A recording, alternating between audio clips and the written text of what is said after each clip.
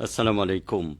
আজ সোমবার, চৌঠা ফাল্গুন, ১৭ই সাবান, ১৭ই ফেব্রুয়ারি। বাংলাদেশ বেতার রাজশাহী স্থানীয় সংবাদ পড়ছি আব্দুর রহমান মাসুম। নওগাঁ জেলা পুলিশের বিশেষ অপরাধ ও কল্যাণ সভা অনুষ্ঠিত হয়েছে। গতকাল অনুষ্ঠিত পৃথক দুটি সভায় প্রধান অতিথি ছিলেন রাজশাহী রেঞ্জের ডিআইজি মোহাম্মদ শাহজাহান। প্রথমে তিনি পুলিশ সুপার কার্যালয়ের সম্মেলন কক্ষে কর্মকর্তাদের সাথে বিশেষ অপরাধ সভায় এবং পরে পুলিশ লাইন ড্রিল শেডে জেলা পুলিশের বিশেষ কল্যাণ সভায় প্রধান অতিথি হিসেবে উপস্থিত হয়ে বক্তব্য প্রদান করেন। এ সময় তিনি ওয়ারেন্ট তামিল নিয়মিত অভিযান পরিচালনা, পেট্রোল ডিউটি, মাদক ও চুরি ছিনতাই প্রতিরোধ সহ পুলিশিং ব্যবস্থা আরও জোরদার করতে অফিসার ফোর্সদের প্রতি বিভিন্ন দিক নির্দেশনা প্রদান করেন। এছাড়া তিনি সকলকে পেশাদারিত্বের সাথে দায়িত্ব পালন করার নির্দেশ প্রদান করেন। সভা শেষে পুলিশ লাইন্স পুকুর পাড়ে বৃক্ষের চারা রোপণ করেন। পুলিশ সুপার মোহাম্মদ সাফিল সারোয়ারের সভাপতিত্বে সভায় জেলা পুলিশের অন্যান্য কর্মকর্তা ও সদস্যরা উপস্থিত ছিলেন। রাজশাহী বিশ্ববিদ্যালয়ে ২ জন শিক্ষককে সাময়িক বরখাস্ত এবং একজন শিক্ষকের শাস্তি মিথ্যা প্রমাণিত হওয়ায় বাতিল করা হয়েছে। গতকাল বিশ্ববিদ্যালয়ে জনসংযোগ থেকে পাঠানো পৃথক দুটি সংবাদ বিজ্ঞপ্তিতে এইসব তথ্য জানানো হয়। সংবাদ বিজ্ঞপ্তিতে বলা হয়, ফলিত রসায়ন ও রসায়ন প্রকৌশল বিভাগের সহযোগী অধ্যাপক ড অনিক কৃষ্ণ কর্মকারের বিরুদ্ধে শিক্ষার্থীদের আনিত অভিযোগ তদন্তের জন্য গঠিত কমিটির রিপোর্টের পরিপ্রেক্ষিতে ৬ ফেব্রুয়ারি থেকে তাঁকে সাময়িকভাবে বরখাস্ত করা হয়েছে এবং আইন বিভাগের সহযোগী অধ্যাপক সাদিকুল ইসলামের বিরুদ্ধে বিভাগের শিক্ষার্থীদের আনিত যৌন হয়রানি ও নিপীড়ন নিরোধ বিষয়ক অভিযোগ কমিটির রিপোর্টের প্রেক্ষিতে তাঁর বিরুদ্ধে পূর্বে গৃহীত সাময়িক বরখাস্তের সিদ্ধান্ত বহাল রাখা হয়েছে।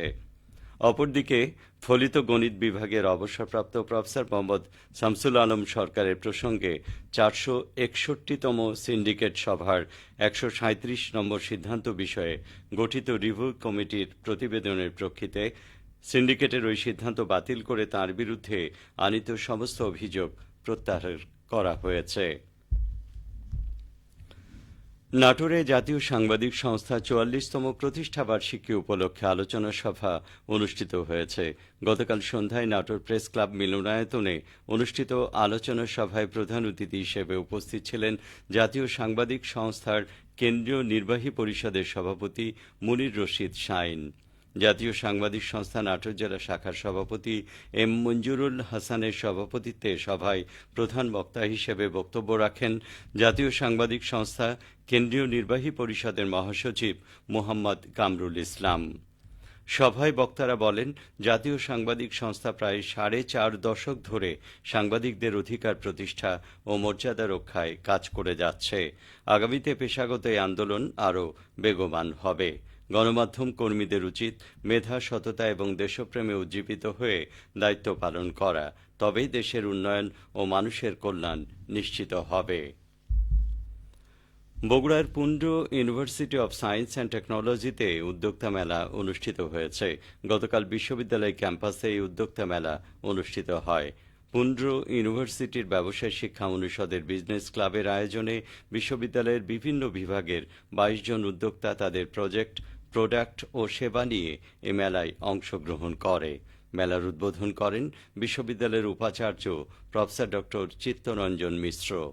Pundra university of science and টেকনোলজির ট্রাস্টি বোর্ডের চেয়ারম্যান ও টিএমএসএস এর প্রতিষ্ঠাতা নির্বাহী পরিচালক প্রফেসর ড হোসনে আরা বেগম উদ্যোক্তা মেলা পরিদর্শন করেন। বগুড়ার শিবগঞ্জ উপজেলায় ভোট কেন্দ্র কমিটি গঠন উপলক্ষে এক কর্মী সমাবেশ অনুষ্ঠিত হয়েছে। গতকাল উপজেলার মোকামতলা ইউনিয়নের মুরাদপুর সরকারি প্রাথমিক বিদ্যালয় মাঠে সমাবেশে প্রধান অতিথির বক্তব্য রাখেন বগুড়া জেলা বিএনপির সহ আইন বিষয়ক সম্পাদক ও শিবগঞ্জ উপজেলা বিএনপির সাধারণ সম্পাদক অ্যাডভোকেট আব্দুল ওয়াহাব। এ সময় তিনি বলেন, শেখ হাসিনা ক্ষমতায় এসে জনগণের ভোট কুক্ষিগত করে মানুষের কণ্ঠ চেপে ধরে একনায়কতন্ত্র কায়েম করতে চেয়েছিল, কিন্তু বিএনপি ১৬ বছর ধরে আন্দোলন সংগ্রাম করে তাকে দেশ থেকে বিতাড়িত করে আবারও ভোট ব্যবস্থাকে ফেরত আনার চেষ্টা করছে।